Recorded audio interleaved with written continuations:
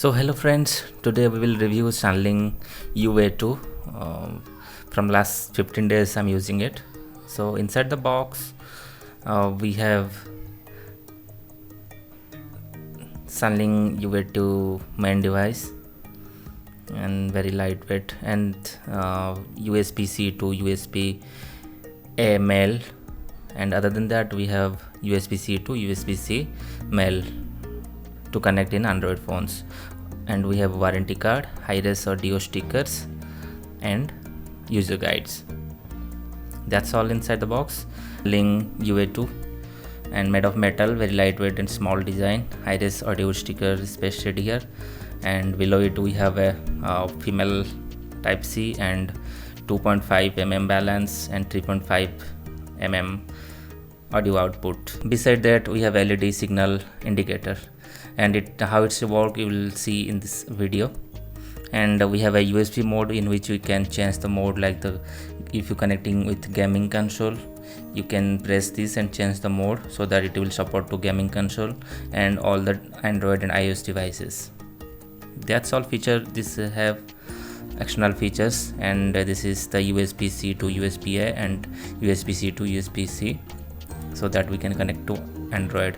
For iPhone you have to buy a separate adapter, lightning to USB adapter, camera adapter, so that it will work.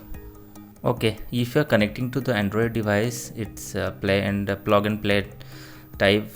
You need not to install any app for that, and to change the settings you have to install a separate app like Edit Player. So this is Motophone. Let me connect it. USB-A adapter is not required here. So if you are connecting to the laptop then or iOS devices, then USB-A is required. Otherwise directly connect the device itself.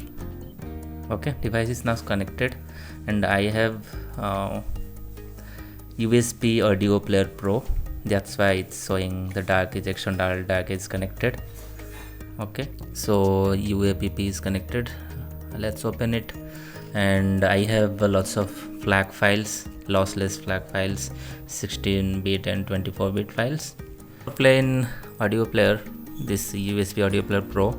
Let's use the main application that SanLink is recommending us to use, the Edit Player.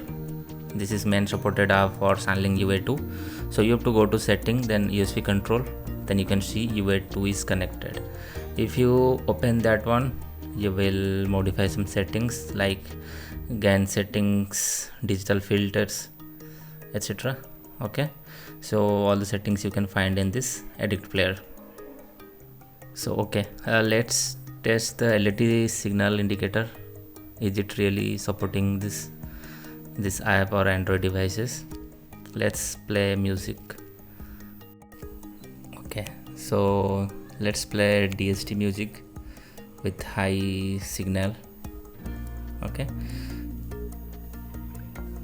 so now I'm playing a 32-bit 96 kilohertz music. So let's see how the LED indicator works and how the app is supporting it.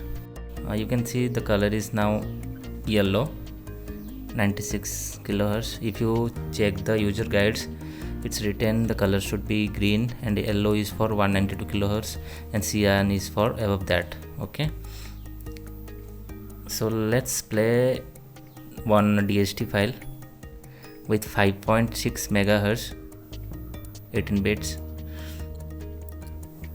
So now you can see it's still a yellow color. Okay, so that means Edit Player is not able to play the correct file with correct signal. It's limited. But if you're playing with USB Audio Player Pro, let me play one DST file. It's 5.6 megahertz DST file. You can see the signal is cyan, which is the correct. So above all the 192 kilohertz it should be cyan. So DAC is supported, the DST file, PCM file and FLAC file. And I have also tested with iPhones with camera adapter, and it works perfectly. Directly when I connect to this, it directly work, plug and play. We need not record an external app for that. Also we have the edit player in iOS devices. You can play the music from that. Okay, and it's sounds good, I mean better than the Android. And about the sound I will tell in the end of this video. Okay, this is all about the connectivity. And apart from that, I have already played all the FLAC files like 2-bit, 64-bit with different signal. And I just noticed one thing, it's like a W-shaped signature, sound signature, and little warm with little more bass. Okay, and the edges are little sharp, not that smooth.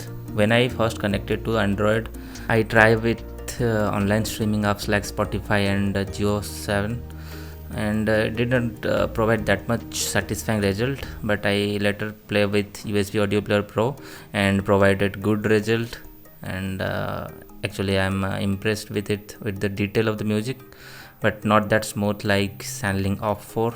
SoundLink Off4 is providing very smooth sound, but UAT provide more detailed sound, and smooth is not that great. But sound quality is very good if you consider the price. The lots more detail, but it's a little more bass with warm sound signature with little more highs. So it's fun to listening to UA2. It's a very good dongle if you consider the price range, and you can buy it without any doubt. You need to burn it for some hours to get the impressive result. I'm using 3.5mm jack with RHA-T20 Bride headphones, IEMs, to test it, and it is also the 2.5mm. You can use that. Thanks for watching. If you like this video, subscribe to the channel and like this video. Thank you.